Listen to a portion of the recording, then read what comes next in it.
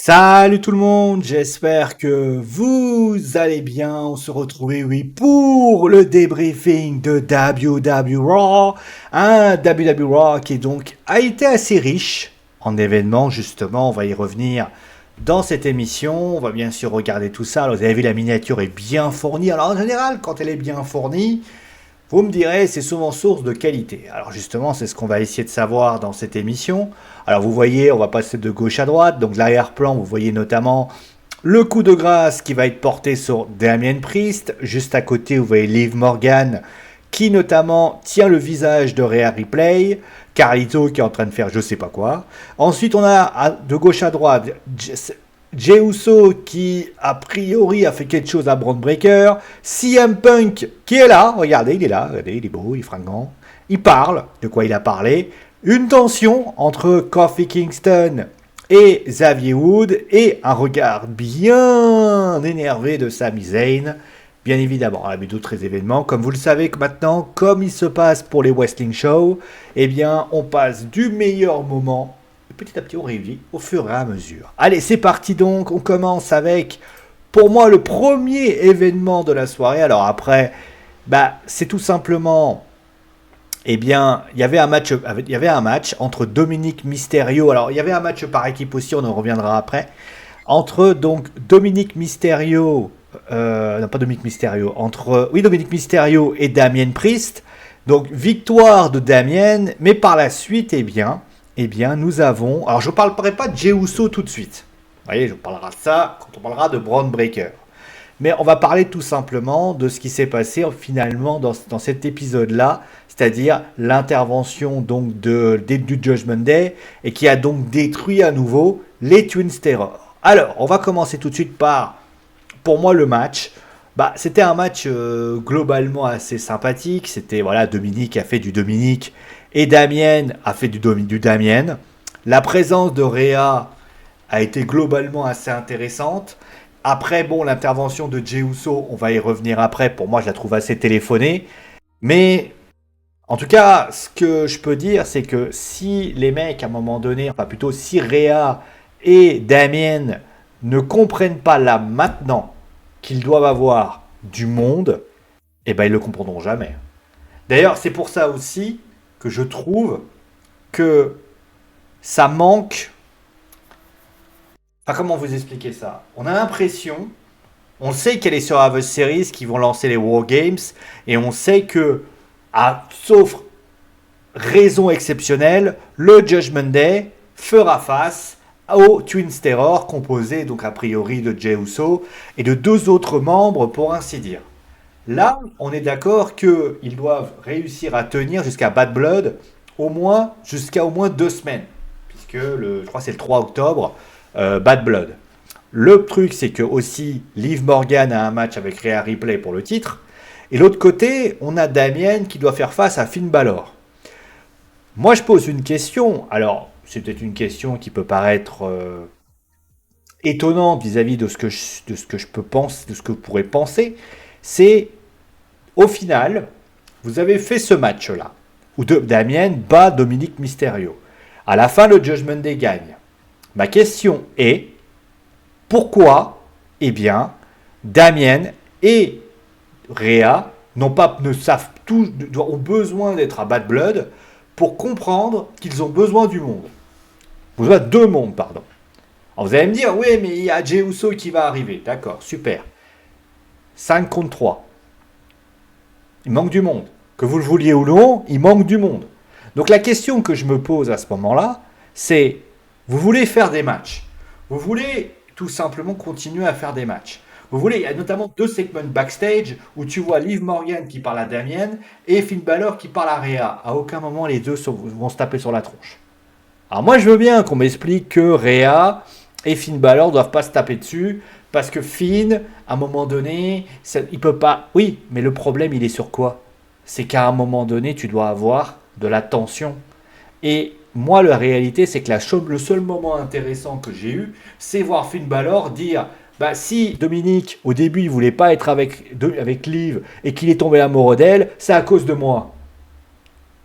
D'accord, mais en fait, moi j'ai une question simple. est-ce qu'il y a besoin on a l'impression qu'il faut tout expliquer. Mais bon, dans ce moment-là, on le savait déjà qu'ils avaient besoin. D'ailleurs, quelques semaines auparavant, les Twin Terrors se font démolir et au final, ils réalisent toujours pas qu'ils ont besoin de monde. Alors, il faut venir. Là, Jey Uso commence à leur dire, vous avez vu, c'est besoin de moi, j'arrive. Ça, on va en parler après d'ailleurs de Jey Uso. Mais au final, il doit y avoir plus de monde. Je veux bien. Damien, me dis pas que Damien, il y a la LW. Alors, un exemple concret. D'ailleurs, moi, je vais en parler de ça. La LWO. La LWO, si j'ai bien compris, eh bien, est en guerre avec le Judgment Day. Où est la LWO là?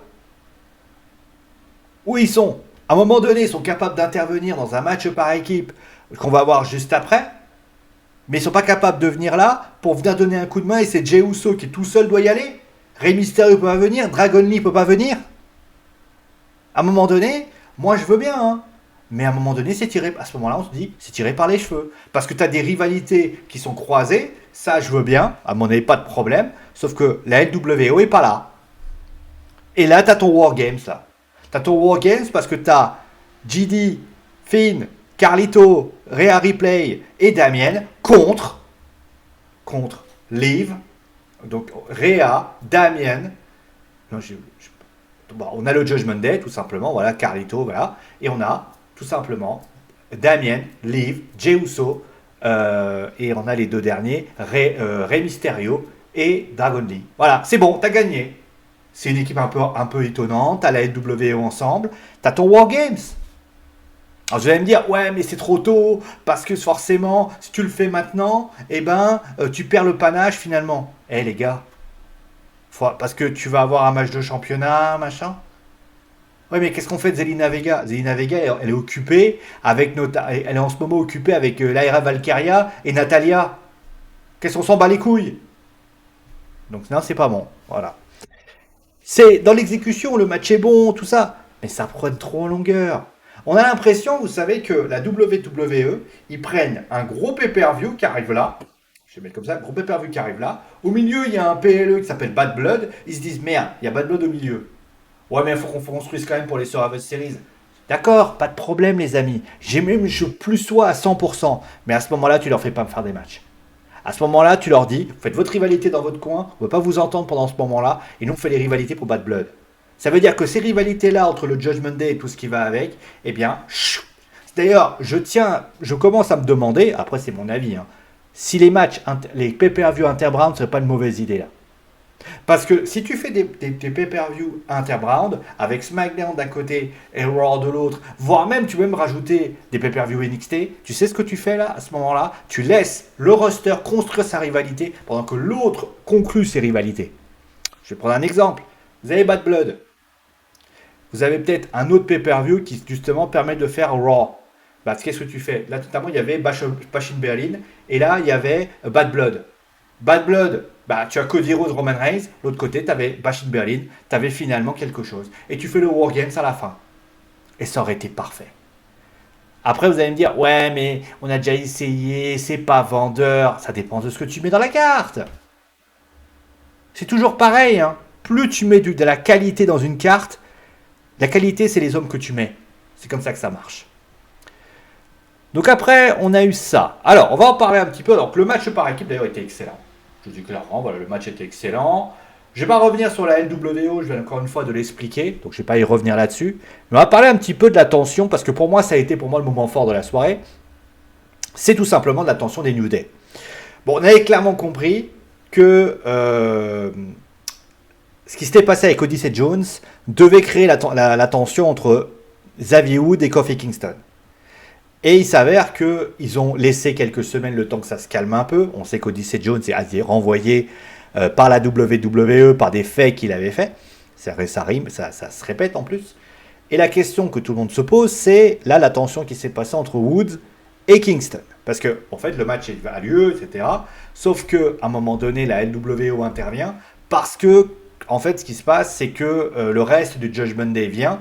Il y a une attaque, le Xavier Woods fait sa prise, sauf que le problème c'est que l'arbitre sort du ring pour essayer de calmer un peu le jeu, À ce moment-là, il revient, il veut tenter le tomber, il se fait surprendre, et finalement, il y a la victoire du Judgment Day.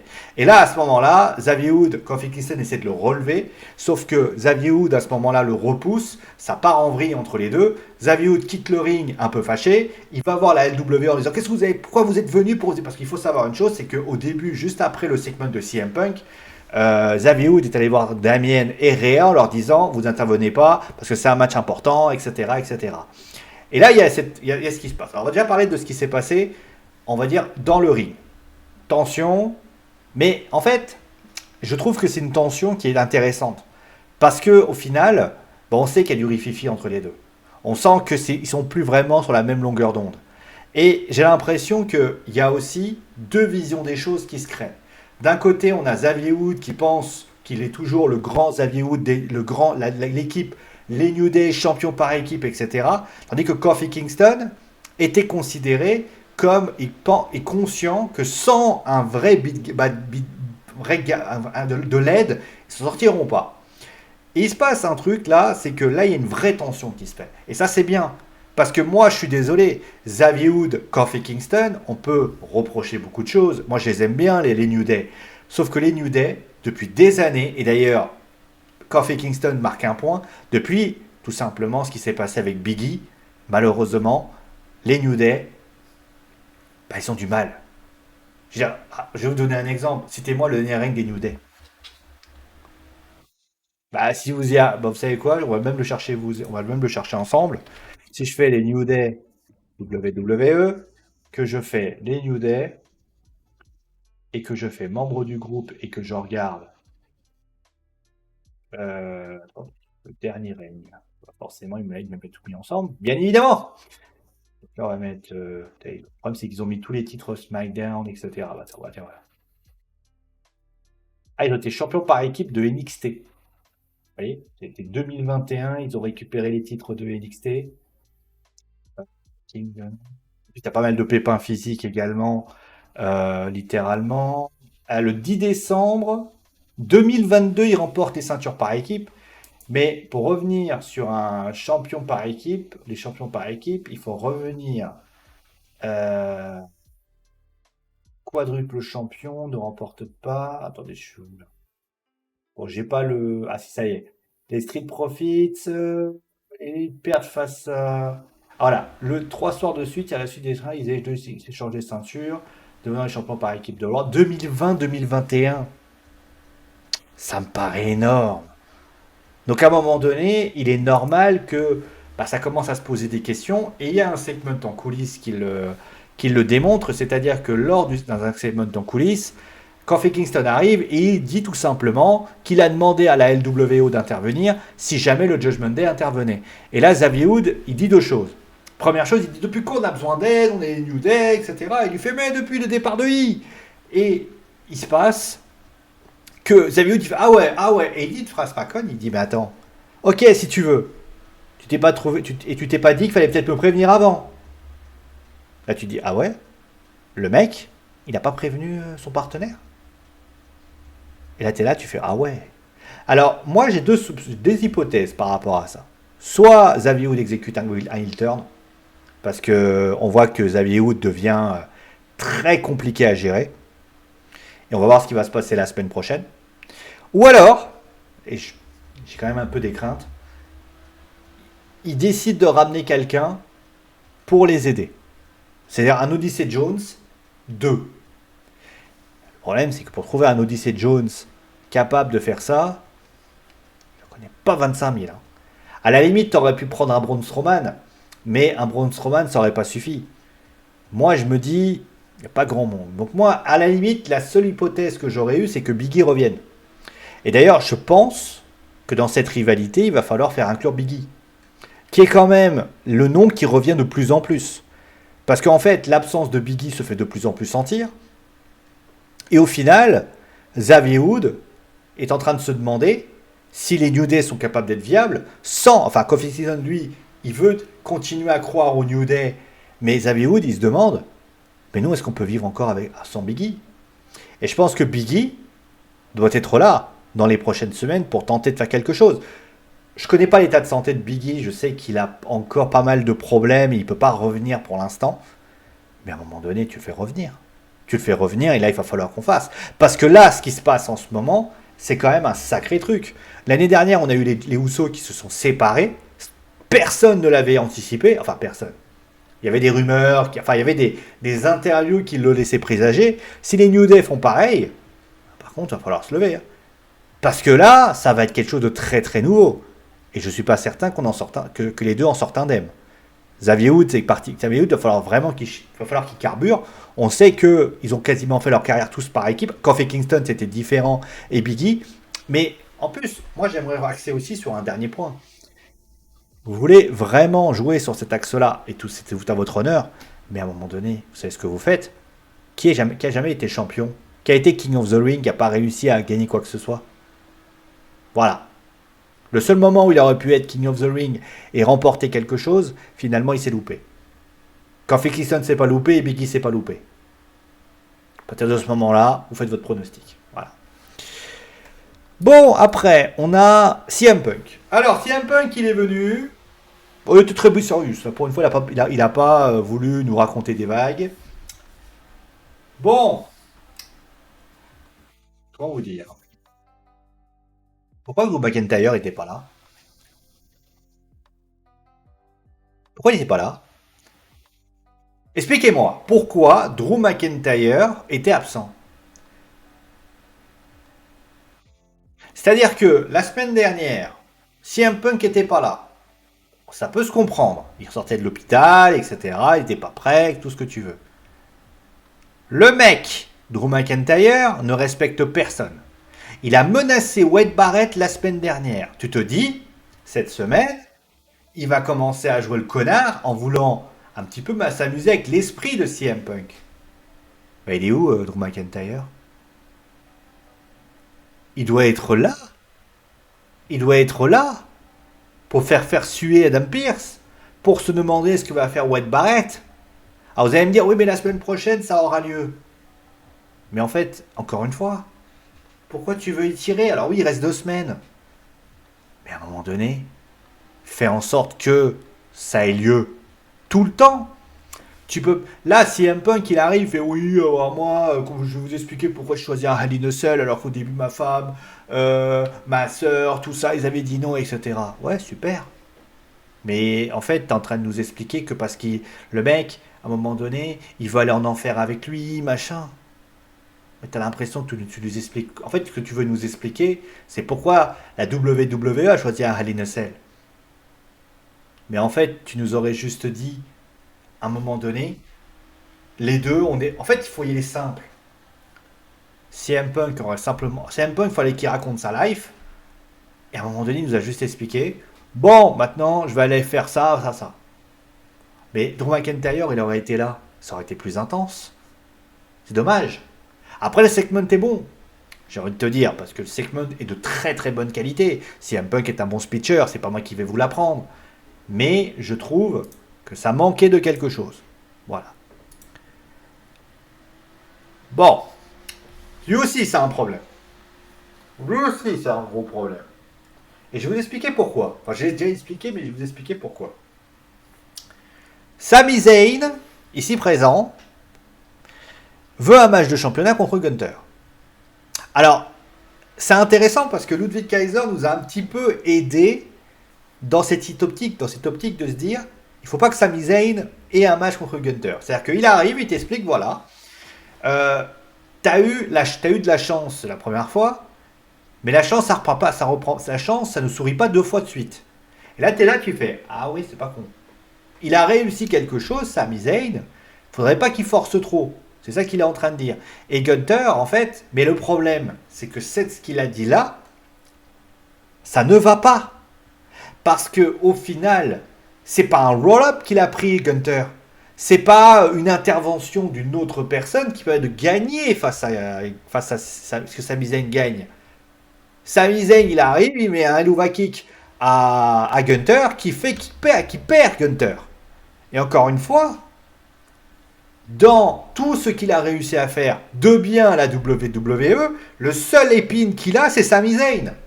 parce qu'il perd son titre intercontinental. Et d'ailleurs, je rappelle pour information que lorsqu'il y a cette rivalité pour le titre intercontinental, il met Sami Zayn tellement au fond du gouffre qu'au final, Chad Gable, qui fait son heel turn par la suite, est obligé de le prendre et de le retirer pour lui expliquer pourquoi il a peur. Il nous fait une sorte de Rocky, mais on a compris. La question que je me pose à ce moment-là, et c'est pas de l'agressivité, c'est pas pour dire comment tu veux que Gunther puisse dire non là. C'est un peu comme si, je vais vous donner un exemple concret, c'est comme si vous aviez le Paris Saint-Germain qui perd 3-0 contre Riron. D'accord. Il perd contre Riron 3-0. Riron, ils arrivent après ils te disent bon allez, on fait une revanche. Parce qu'ils se sont fait à un moment donné, ils se font une revanche. Sauf que les mecs, à un moment donné, PSG dit non. Bah non. Ils t'ont humilié. Tu t'as perdu. Vous voyez ce que je veux dire? Il faut être logique.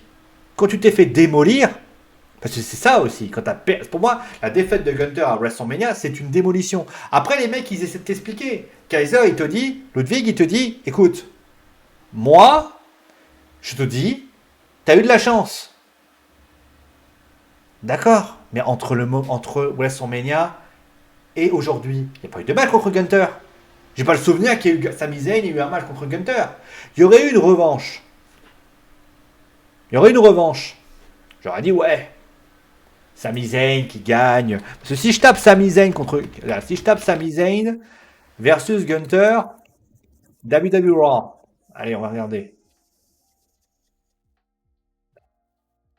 Pas grand chose, hein.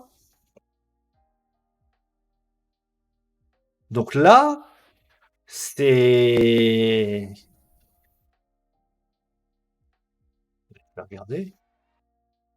Après, c'est du Touquet, ça. À aucun moment, il y a ça. Donc là, moi, je suis désolé.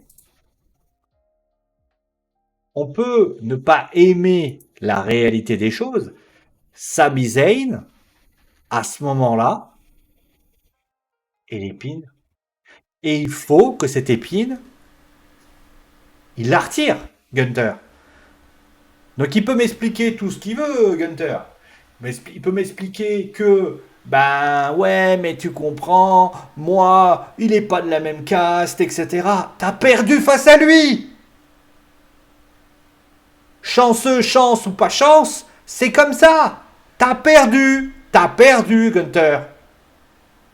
C'est-à-dire que dans ton palmarès, t'as un arrêt, ça s'appelle Sami Zayn. À la limite, t'aurais eu un match entre les deux. Il aurait fait Gunther Sami Zayn, d'accord? Mais il aurait perdu Sami Zayn. D'accord? Il aurait perdu, il n'aurait pas réussi. Ou alors tout simplement, là il y a un match pas dernier temps, machin, il perd le titre intercontinental. Alors après ça va très très vite. Et à ce moment-là, il se passe que Gunther l'affronte et il le démolit. Pas de problème. Parce que ça veut dire quoi? Ça veut dire que Sami Zayn, dans cette histoire-là, Sami Zayn ne peut pas prétendre parce que tout simplement, il y a eu un match. Il n'y a rien eu entre le moment. Et en plus de ça, il te dit non, il te dit oui, mais parce que tu n'es pas de mon niveau.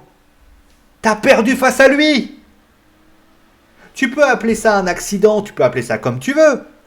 Dans le monde du catch, t'as une défaite face à Sami Zayn. C'est-à-dire que dans ton règne que t'as fait tellement glorieux, qui a duré plus, que t'as battu le record du Honky Tonk Man, Sami Zayn t'a fait tomber.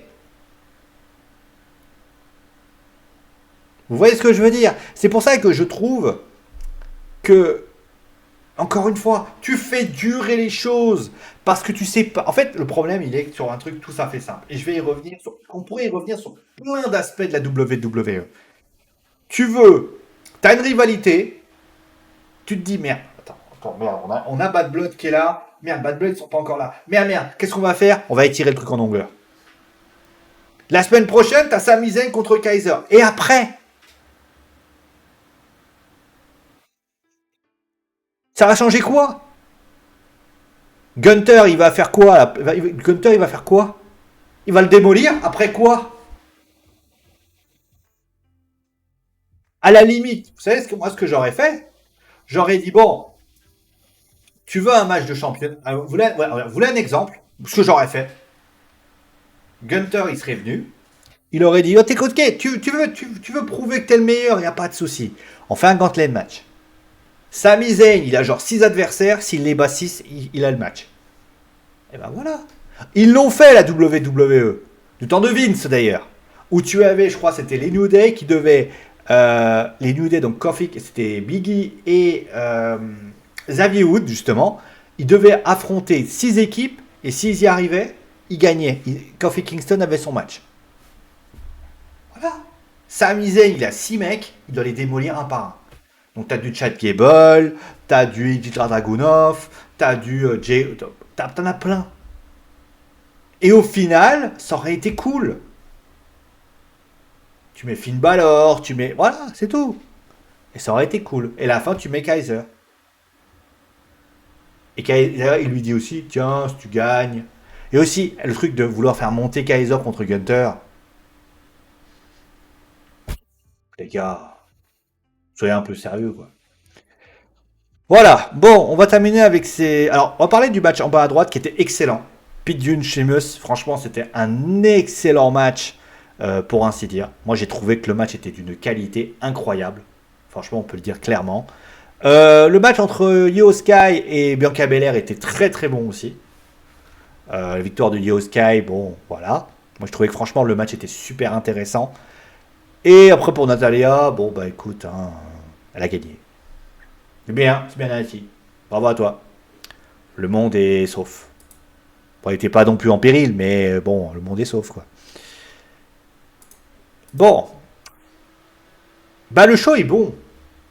Le show est bon. Alors vous allez me dire, le show a des qualités. Le show a des qualités. Franchement, tu regardes le match. J'ai regardé le show. Vous savez, en fait, c'est très. Je vais expliquer comment je fonctionne. Regarde le show. Je le regarde, je l'analyse, j'essaie de dire voilà. Et c'est vrai que sur le coup, je passe un bon moment. Je ne sais pas à dire le contraire. Franchement, le show est rythmé. Le show, il y a quand même des choses intéressantes. Ça te raconte beaucoup de choses. Mais le problème, c'est que j'ai l'impression que la WWE doit raconter des choses et manque d'inspiration. C'est-à-dire que à un moment donné, tu prenais Sami Zayn, ça fait 4 semaines qu'il essaie de demander à Gunther un match. 3 ou 4. À un moment donné, à force de toujours demander, il va l'avoir. Le problème, c'est pourquoi il l'aurait la semaine prochaine, pourquoi il l'aurait dans 2 semaines. Qu'est-ce qui va justifier que Gunther change d'avis? Vous savez, c'est pas un peu comme Triple H qui fait demi-tour devant l'Undertaker, qui dit ah bah tiens, et que tu as l'Undertaker qui dit ah bah tu seras pas capable de gagner, parce que comme ton pote, parce que tu sais que tu réussis pas à faire ce que ton pote Shawn Michaels a pas réussi. Tu vois, Braun Breaker, tu vois par exemple Braun Breaker, Jey Uso, ouais, c'est génial. Tu vois, Braun Breaker, Jey Uso, d'ailleurs j'ai pas mis la vidéo, la photo d'ailleurs. Braun Breaker, Jey Uso, c'est super. Mais le problème, c'est que Jey Uso, il est occupé avec le Judgment Day. Ouais. Donc il est obligé d'être entre les deux. Alors que si tu axes la rivalité entre Breaker et Jey Uso, parce qu'il a son segment où justement il dit des bonnes choses d'ailleurs, Jey Uso et Braun Breaker disent des bonnes choses. Mais t'es obligé en fait. Tu peux pas à un moment donné lui faire s'occuper de ça. Tu vois, c'est comme à un moment donné, tu vois. Et encore une fois, je le répète, si un punk qui te raconte sa life, c'est super. Franchement, le segment est cool. Mais il est où Drew McIntyre? Parce que le problème, c'est que là, tu dis, ouais, mais là, on peut pas trop. Là, c'est compliqué. Il y a trop de. Moi, ce que je dis, moi, c'est ce que je dis. Il y a un problème. Comment je vais dire ça? Il y a un vrai problème d'identification, dans le sens où, moi, je pense que la WWE devrait axer des matchs en disant, voilà, pourquoi tu veux mettre Rhea et Damien à Bad Blood? Tu prends ces mecs-là, tu dis au Judgment Day, il y a 6 semaines, on vous fait une rivalité de ouf. On met Jey Uso avec vous parce que Jey Uso, il va être avec vous. Et tu sais quoi? On met Sami Zayn, on met pareil. Tu mets Cody Rhodes et Roman Reigns ensemble. Super idée. T'as pas besoin de mettre ça et ça. Et ce que tu fais, c'est que tu prends le Bad Blood. CM Punk, Drew McIntyre, bonne idée. Axe tout dessus. Comme ça, tu fais tes trucs pas trop mal. Jey Uso et Braun Breaker, ils vont être du côté de Bad Blood. T'as le temps de créer. Là, on a l'impression qu'il y a un embouteillage où les mecs, ils essaient de faire plein de trucs. Je rappelle pour information qu'à partir de Bad Blood, il n'y aura plus 3 heures, il y aura 2 heures. Ça veut dire que ils vont devoir condenser tout ce qu'ils racontent en 2 heures. Avec un roster qui est tout aussi bien fourni. Moi, je vois déjà le truc. Ils vont prendre des rivalités, ils vont relever des trucs de SmackDown. Comment ils font un SmackDown? Mais à un moment donné, soyez intelligents. Soyez créatifs. Partez du principe, il y a des rivalités, on va les mettre à Bad Blood, on les met en avant. Le reste, on les écarte. Tu voulais faire un Wargames entre le Judgment Day et Real, Damien, plus d'autres, construisez-le jusqu'au début. Pourquoi vous ne le pouvez pas? Pourquoi vous le faites pas? Damien et Jey Uso qui font. Damien et Jey Uso, soit vous le faites en équipe, ou alors Breaker affronte Jey Uso. Mais à ce moment-là, vous ne pouvez pas faire les deux. Parce que sinon, ça marche pas. Sami Zayn, vous faites votre création, parfait. Sami Zayn, Gunther, d'accord. Et tirez pas ça en longueur. Expliquez-nous, posez. Vous êtes capable de faire des trucs. Mais sinon, ça tient pas. Et en fait, finalement, ce show qui est un show quand même de très très bonne qualité, bah au final, il a plein de défauts. Et des défauts qui sont gommables. Et c'est ça qui est rageant. Parce que t'as des shows, tu vois, tu te dis, par exemple, la AEW, j'ai regardé un show, j'ai regardé des shows il n'y a pas longtemps, il y a plein de problèmes. Je vous le dis, honnêtement, c'est pas parce que je suis pro WWE ou anti-W ou anti-AEW, il y a des choses qui vont pas. Parce que la construction de ce qu'il raconte manque de quelque chose. Il y a des choses intéressantes, attention, je dis pas. Mais c'est quand même poussif. Là, t'as un roster, t'as du travail, t'as des qualités. Mais en avant. S'il te plaît. Bon, on va s'arrêter là pour aujourd'hui. Prenez soin de vous, amusez-vous bien. Juste pour information, les footeux, normalement je vous fais PSG Rerun, si tout va bien, hein, on sait jamais. Parce que j'ai un PC qui est un peu capricieux en ce moment. En tout cas, merci à vous tous, prenez soin de vous, et ciao. Et abonnez-vous, mettez la cloche.